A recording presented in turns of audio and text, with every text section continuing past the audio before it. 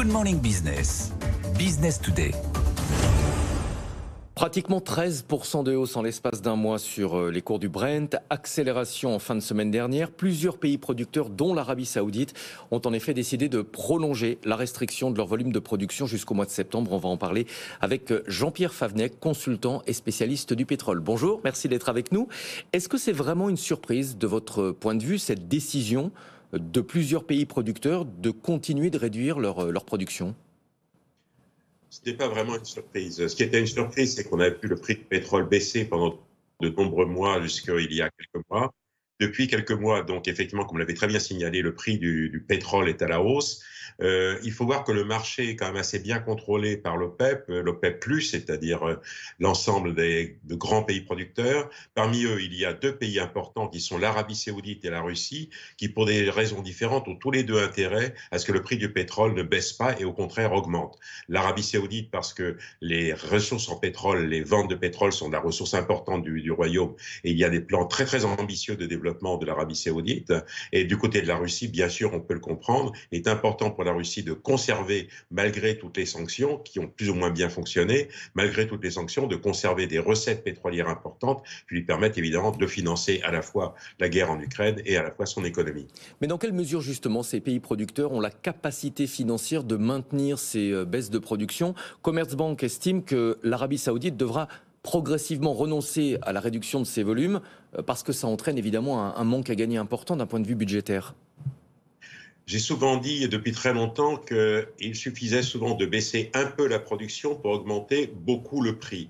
Si vous me suivez, si vous baissez de 10% la production, mais que vous augmentez de 20% le prix, ce qui est un petit peu en train de se passer, je parle à la louche, eh bien, en fait, vous êtes gagnant. Alors, ça ne marche pas à tous les coups. Et d'ailleurs, on l'a vu, l'Arabie Saoudite a pris des mesures de réduction de la production depuis maintenant plusieurs mois. Il y a eu des réductions successives importantes qui n'avaient pas marché. Là, ça marche parce que il y a l'accord de fait avec la Russie. Et il y a aussi le fait que les prévisions économiques mondiales ne sont pas trop mauvaises. Je dirais pas qu'elles sont très bonnes, mais elles sont pas trop mauvaises. Elles sont meilleures que ce qu'elles étaient il y a quelques mois. La situation en Chine, évidemment, on n'est plus les taux de croissance de 10% qu'on avait, mais on a encore des taux de croissance importants. Il y a besoin de pétrole en Chine, il y a besoin de pétrole un peu partout dans le monde.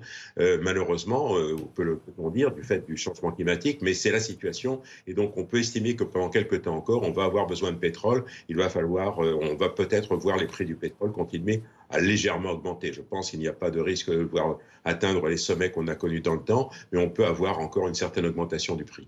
Certains estimaient que le ralentissement de la croissance dans les pays occidentaux pourrait faire baisser la demande et donc les prix du pétrole. En réalité, on est en train de s'apercevoir que la demande en Chine, en Inde, au Brésil et au Moyen-Orient va compenser et même plus le ralentissement observé dans les pays occidentaux.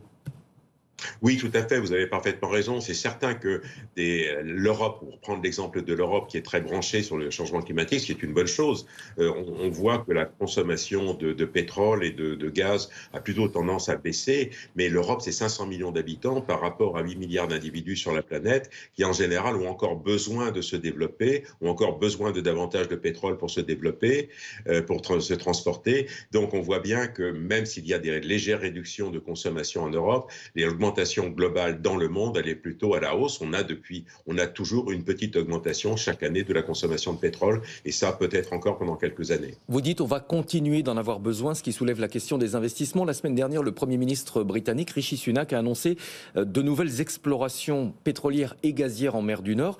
On a vraiment le sentiment que la guerre en Ukraine a changé la donne, c'est-à-dire que la transition qu'on semblait avoir amorcée avant la guerre en Ukraine, sur les hydrocarbures, on est nettement revenu en arrière. On revient à des investissements dans ce secteur. Oui, il faut quand même voir que les investissements dans le secteur pétrole avaient été divisés par deux depuis 2014. C'était une autre crise qui n'avait rien à voir avec l'Ukraine et que les investissements étaient rendus à des niveaux très bas. Il faut savoir également que si on n'investit pas du tout, la production de pétrole va diminuer assez rapidement. Donc, je ne suis pas en train de promouvoir des investissements forcenés dans le secteur du pétrole, mais on sait qu'on a une demande en face de nous et on sait que si l'on n'investit pas du tout, eh bien, la demande va rester là, la production ne sera pas suffisante et donc le prix va augmenter considérablement. Il y a toujours cette menace d'un choc pétrolier qui pourrait venir du fait que la demande reste je dirais pas à un niveau extrêmement élevé, mais continue à se développer lentement, alors qu'on n'investit pas et que la production donc ne croît pas. Donc il y a besoin d'un million d'investissements. Maintenant, c'est à chaque pays de déterminer. Des pays comme l'Angleterre, comme la Norvège, qui ont des ressources pétrolières, cherchent à les développer. S'ils ne les développent pas, d'autres pays les développeront, je pense. Donc il est nécessaire d'investir un peu, et je le dis tout en ayant à l'esprit qu'à terme, il va bien falloir un jour commencer à réduire la consommation de fossiles de manière à limiter le changement climatique. Mais on a de vraies injonctions contradictoires. Rishi Sunak a été vivement critiqué la semaine dernière pour sa décision. Vous nous expliquez, vous, qu'on est condamné de toute façon à court terme à augmenter ces investissements. De toute façon, si on ne les augmente pas, d'autres le feront à notre place. Il est certain que des pays comme la Chine, comme l'Inde, comme l'Arabie saoudite, comme les grands pays producteurs ont les moyens d'investir pour faire en sorte que la production de pétrole augmente, et ils le feront très certainement. Si dans certains pays on n'investit pas, je le répète, ça va provoquer une hausse du prix du pétrole qui favorisera les investissements par d'autres pays qui sont moins sensibles pour l'instant au changement climatique. On attend ce matin les résultats de Saudi Aramco, la compagnie pétrolière saoudienne. Quel bilan vous tirez, vous, de la saison des résultats? On a vu des compagnies pétrolières toujours très profitables, mais avec des bénéfices quand même en net recul par rapport à l'an dernier. Oui, parce que l'année dernière, avec la crise en Ukraine, le prix du pétrole est monté à des niveaux extrêmement élevés qu'on n'en a pas encore atteint. On était à plus de 120 $ le baril il y a maintenant 15 mois. Actuellement, on est revenu à 80-85, mais le prix du pétrole avait baissé, ce qui n'est pas forcément une mauvaise chose, à 70 ou 75 $ il y a encore quelques semaines. Donc, clairement, les résultats du début de l'année 2023 ne peuvent pas être tout à fait comparés à ceux de l'année 2022. Maintenant, pour la suite, ces résultats restent quand même relativement satisfaisants. On peut s'attendre à ce que Saudi Aramco annonce des résultats importants, et ces résultats d'ailleurs sont attendus avec impatience par la direction par MBS, par le prince Premier ministre, parce que c'est là-dessus que se fait la transition de l'Arabie saoudite, que se finance le plan de développement de l'Arabie saoudite, qui est tout à fait considérable. Merci beaucoup pour votre analyse, votre expertise. Jean-Pierre Favennec, consultant, spécialiste du pétrole. Je vous donne cette prévision. UBS anticipe de son côté une hausse des cours du Brent avec un baril qui pourrait atteindre 90 $ d'ici la fin de l'année.